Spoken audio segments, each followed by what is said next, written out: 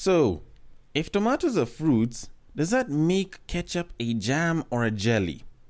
That was an interesting question that I read on Twitter. And my question is, why can't it just remain as a sauce?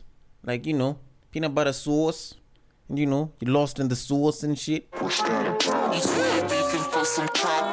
I think this is one of those very common hits blunt questions that people usually like to ask, but are never fully understanding, because there's a way that you can kind of decipher it, and there's like a very intelligent way of dealing with it.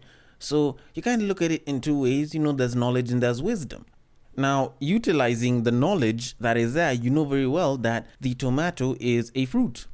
And using wisdom, you will at least know not to use it in any form of jam or jelly. But at the same time, that wisdom should also tell you that because it's a fruit, it should not be used in fruit salad. And in a way, I feel as though I have projected my intelligence upon the entire planet, and now I should go and pick up my Nobel Peace Prize. But anyways, we should start the podcast. There's quite a bit to talk about today. Quite a bit of it involving women and money. And, we might as well do this. So, in typical fashion, welcome to Break Time on Westside, your number one break time podcast, coming to you from Nairobi, Kenya. The man on the mic is a man who possesses both wisdom and knowledge. He is a man whose sickness for the thickness prevents him from skinny dipping. It is none other than your tall, dark, and mildly handsome man, Sir Denver B. The show is Tweetstreet, the show where we take a deep dive into Twitter, pull up a couple of tweets, and break up down a little bit. Now, as usual, for those of y'all that have been listening for quite a while, there's a very simple drill that we follow. And for those of y'all that are listening for their first time, then, you can just listen. And, the regulars can repeat after me. And it's a very simple drill. It goes like this. You see that tweet, you like that tweet, you want us to discuss that tweet, you send that tweet. You send it to the DMs of @Bagak, the D, the B, and the D are capital. That is my personal Twitter handle, and I will attend to it from there. If it's one of those screenshots or screen grabs that you find on Facebook or Instagram, you can send them to the pages there at Breaktime on Westside on both Facebook and Instagram, and I will take them and I will attend to them accordingly. Now, we need to kind of get things going, but before we do, there was a very interesting screenshot of a tweet that was posted up on our WhatsApp group for podcasters that I'm in, and I figured it would be something very interesting for us to discuss as a people, because it kind of brings in a very interesting question to mind. Now, the tweet reads, women will talk about constantly being sexualized and then partake in all the same challenges that sexualize the hell out of us. Now, of course, this tweet was made by a woman and it was posted up, and it was very, very interesting because on one end, I really want to agree with it because it makes a lot of sense. There's women that will complain, oh, we're being objectified, oh, you always sexualize and fetishize us. On the flip side, you're the same people that will wear the revealing clothing that can sometimes be a little too revealing. Like when someone's wearing booty shorts and there's a lot more booty showing than the shorts are covering, then it kind of does beg to ask a couple of questions about whether we should or shouldn't objectify you. But let me try and take this one from a slightly more somber point of view. Now, the being sexualized part, I'd understand why women would complain about that. And to kind of put it into perspective for a lot of guys, and the ladies feel free to come in and comment and tell me if I'm wrong. Ladies want to be regarded as beautiful and not fuckable. Like, ladies, if I'm wrong, just tell me that I'm wrong. She wants to be regarded as beautiful, not fuckable. And that is part of the reason why you will find that women will be so receptive of another woman saying, oh, you look so beautiful, you look so nice. But when a guy steps in and is like, hey, shorty, you're looking fine as fuck though, all of a sudden it's like, who the hell asked you? And to some degree, I can understand the separation in that. And unfortunately, I think for a lot of guys, and hell, even a lot of women as well, it's like guys haven't been taught to distinguish the difference between attractive and fuckable. Just because someone's attractive doesn't make them fuckable, and just because someone is fuckable doesn't make them like very attractive. And because we haven't been taught that difference, especially as guys, it makes it harder for us to come out and compliment a woman and not make it seem like we view them as fuckable sometimes. And at the same time, it makes women think of us as though we view everything and everyone that's attractive as fuckable, and not necessarily that there's some that we'll view as attractive and not fuckable and vice versa. So it kind of makes it a little bit hard for a lot of people to decipher that difference. And there is a difference. Just for those of y'all that didn't know, there's a difference between being fuckable and being attractive. You don't have to be attractive to be fuckable, and you don't have to be fuckable because you're attractive. So just make sure you get that difference. Although now, to move it on to a different point, yes, there is a lot of truth in what she says. Because I was listening to a podcast called Life on Levels by Wesley Jeff, the guy who actually even posted this screenshot up. And he spoke extensively about dressing with intent. And that was where I looked at it and I saw a lot of the sense that comes with how people think through things. Because when you look at it, it's not like you're gonna wear sweatpants to an interview just because you want to be comfortable. Like, when you're going for an interview, you're going to choose to dress formally. When you're chilling in the house and you want to be all nice and comfy, then you're gonna wear like sweatpants and shit. And that kind of has the same exact effect when you look at women being sexualized, because when you dress a certain way and you pose a certain way for the gram, and you're making sure that you've put your body in a position where the booty pops or the tits pop or something that can be sexualized pops out, then it's like you're sort of putting yourself in that position. And then you'll still come back and complain, oh, we're being sexualized. Yet, in a sense, you're the same person that's putting yourself in the position to do that. And yes, I know it sounds like I'm being apologist towards some levels of sexual harassment. I'm not. But I'm saying that if you look at the intent in which people will choose to dress, in ways in which people will choose to pose, in ways in which people will even choose to talk, then it does make sense why it is that it looks like women are asking us to do one thing and yet they're doing another. They're pretty much preaching water while drinking wine. And when you take this to the challenges, because this actually did come up right after the silhouette challenge was really hitting, then it kind of did bring up this whole question of how much intent are you really putting into what it is that you do for the challenge? Because some of the people who did the silhouette challenge were actually butt naked. Like, we knew that they didn't have no bra or no sports bra, nothing to hold their tits, nothing, because we could see the nipples. For some of them, that jiggle was a little too unrestricted, so we could at least sort of figure out that there was no underwear involved. And you think about the fact that there's someone who is probably able to go and remove the filter, probably one of those TikTok engineers, and then start viewing it, and then now you suddenly want to be like, oh no, they are using my content badly. But at the same time, you're the same person that posted it publicly on the internet. So yes, I do totally agree with what this woman said about women complaining about being sexualized and objectified, and yet they're doing the same things that will get them sexualized and objectified. Now, personally, I do think that yes, you should appreciate the fact that somebody is beautiful, but I don't think that people need to do that much just to show that they are beautiful or that they have a good figure or something of that sort. You can do with a little bit less. And I'm saying this as someone who watched women partake in the Busset challenge. Even though they were sexualized and objectified, at least they knew about it. At least we all knew that they're doing it to show off that they have the booty and possibly the dance skills, or lack thereof. And they just have good knees. But that being said, we should probably move it on to the tweets of this week. But before we do that though, do you have controversial opinions? Do you like to engage in political commentary? Are you interested in current affairs? If so, this is Bunge's the podcast for you. You can catch myself, Sandrine, Jagame, and Nalo every week under Kenya Public Radio.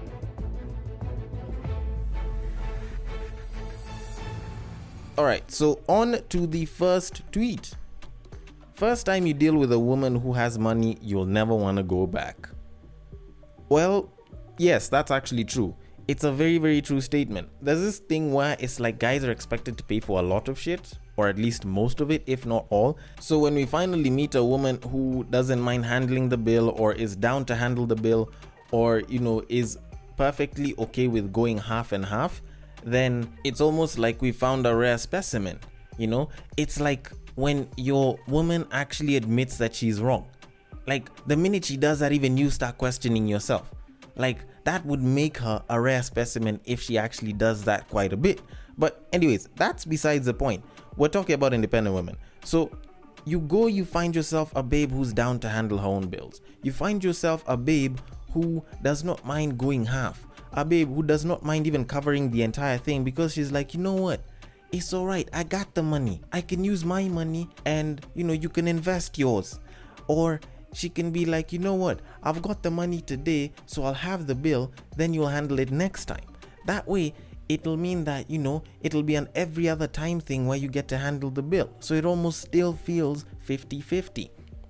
It'll feel like such a good thing because you don't have to contemplate having to pay for two people all the time. It'll be once in a while. And that in itself, I think, is very special because a lot of these babes still expect us to pay for a lot of shit. And yes, I know there's a ton of guys that are very ready to take up their own bills and handle the money for the both of them because he's the man there. It's like the people who don't want to be chased. Like, how is it that you just like hunting? Like, wouldn't you be happy if your meat came to you? Like, wouldn't you be happy if you got the food brought to you instead of you hunting and going to get it sometimes? But anyways, that aside, the reason why I say it's an amazing thing, and the reason why I'll continue saying that it's an amazing thing, if she tells you that she loves you and she wants to be with you, then you know that it's genuine. There's no money that's being brought onto the table that is going to make her want to stay.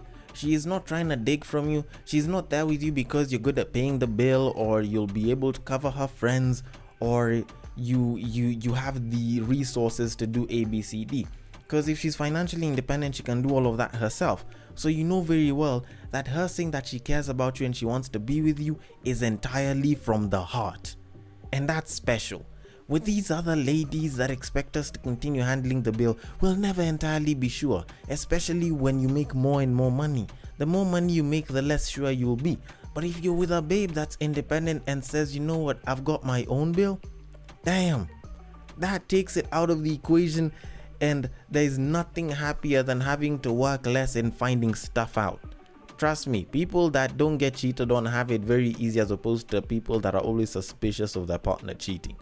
Like, the idea that she loves you for you, the idea that she cares about you not because of what you have or the status that you're in, but because you are a man that she adores, oh, that is special.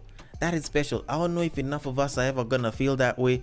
But fellas, if you ever get one that actually does feel for you that way, provided she cares for you and she can fluff up your ego and make you feel like you're the king, like you own that shit, then please, by all means, do not let them go by any means necessary. If you let them go, the streets will come scoop her up and you will not get her back by the 5th second of her leaving that relationship. Mark my words. But we should move it on. So on to the next tweet. Wait, my friend is counting 13 days to Valentine's and on each day her person gets her a gift. Meanwhile, I'm out here counting days to deadlines for my assignments. Alright, so this is probably one of the benefits of people talking about mental health quite a bit these past few years, because this is the one time that I think I can comfortably come out to say that comparison is a thief of joy. Stop comparing. Like, please. Human beings, men, women, non-binaries, transsexuals, stop comparing each other, because comparison will steal whatever little joy you have, because you can be happy in your very simple manner, in your very chill time that you will have with bae. Probably you guys don't travel every so often, but you guys spend time together a lot at his place or at your place, maybe if you're the babe and everything, and y'all are happy with that. But suddenly you hop onto social media and you realize 3 of your friends have been taken on holiday for Easter because vacation. They've been taken on holiday during Valentine's because vacation. They've been taken out on holiday or they've been bought for some interesting shit, or probably they get a girlfriend allowance, or probably they just got a new car to mark their anniversary, and then you suddenly start wishing that you had the same things. And trust me, that is a very slippery slope, because the minute you start feeling that way, you will start questioning whether your partner does enough for you. You will start taking them for granted, and the minute that happens, then it's like you'll start falling out of love, and all of a sudden you won't be so happy no more.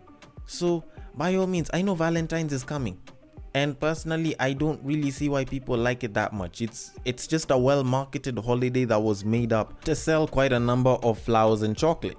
So in a sense, I don't really believe in it.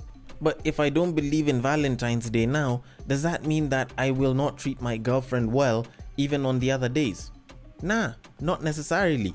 Does it mean that I'm not gonna treat as well as every other so-called relationship goal couple will treat their bae on the moments when they feel like they deserve to be treated like the kings and the queens that they are?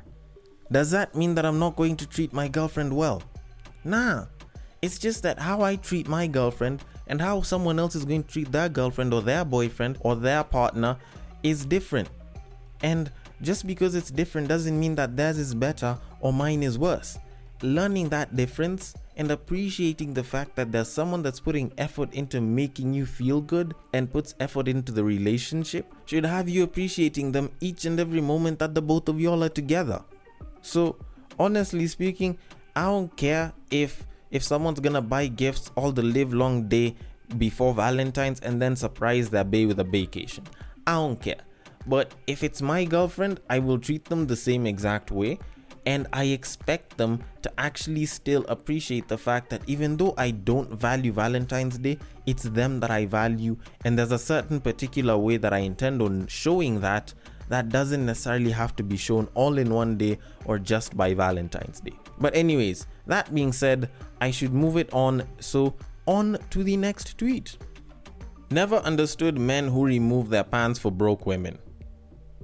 Well, if you don't understand this, then I don't think you understand what being a man is.